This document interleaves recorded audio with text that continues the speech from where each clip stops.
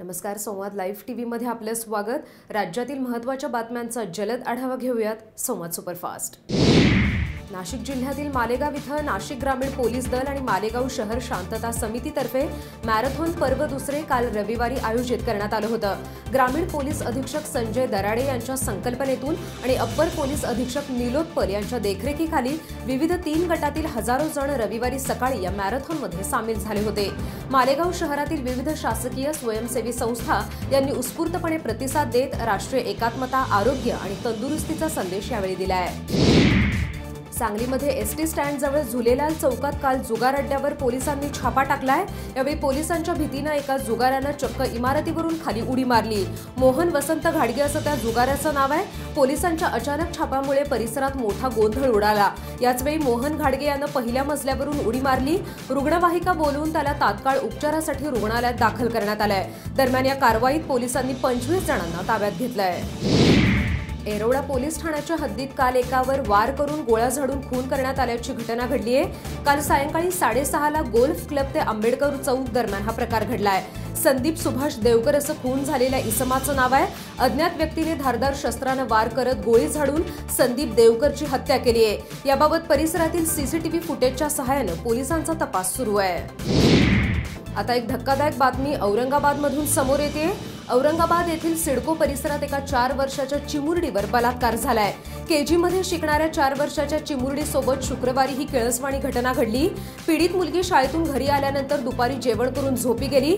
सायंकाळी उठल्यानंतर मुलीला चालताना त्रास होऊ लागला. त्यामुळे तिच्या आईनं मुलीला डॉक्टरांकडे नेलं आणि तेव्हा ही धक्कादायक बाब समोर आली आहे. याबाबत आता अज्ञात व्यक्तीविरोधात पोलिसात गुन्हा दाखल करण्यात आला आहे.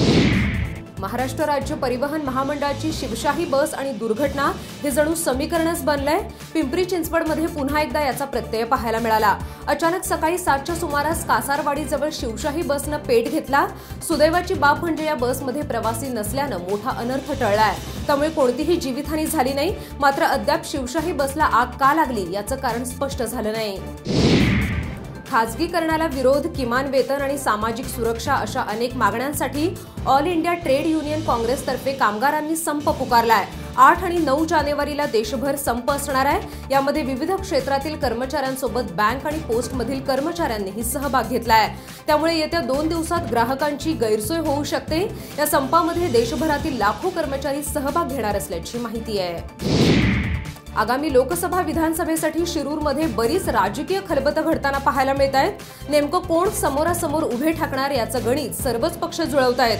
त्यातच पवार साहेबांनी सांगितलं तर शिरूर लोकसभेची निवडणूक लढवायची माझी तयारी आहे असा राजकीय स्फोट माजी उपमुख्यमंत्री अजित पवार यांनी केलाय. शिरूरमध्ये काल एका खासगी कार्यक्रमाच्या उद्घाटन प्रसंगी ते बोलत होते. यावेळी त्यांनी शिरूरच्या राजकीय परिस्थितीवर भाष्य करत आपण शिरूर लोकसभा लढवू शकतो असे संकेत दिले. त्यांच्या या वक्तव्यामुळे राजकीय वर्तुळात मात्र चांगलीच चर्चा रंगली आहे. पुणे बेंगळूर राष्ट्रीय महामार्गावर कोल्हापूरच्या निपाणी जवळील तवंदी घाटात कार आणि ट्रकचा भीषण अपघात झालाय. या अपघातात 6 जणांचा जागीच मृत्यू झालाय. दुर्दैवाची गोष्ट म्हणजे मृत्यू झालेले 6 जण एकाच कुटुंबातील आहेत. जमादार कुटुंबातील हे सर्व मृत कागल तालुक्यातील मुरगुडचे रहिवासी आहेत. बेळगावहून मुंबईकडे जाणाऱ्या ट्रकच्या चालकाचा गाडीवरून ताबा सुटला. ट्रक विरुद्ध बाजूला जाऊन बेळगावकडे निघालेल्या कारवर उलटला आणि हा अपघात झालाय. या अपघाताची नोंद निपाणी शहर पोलीस ठाण्यात करण्यात आली आहे. नवीन घडामोडी जाणून घेण्यासाठी पाहत रहा संवाद लाईव्ह टीव्ही. धन्यवाद.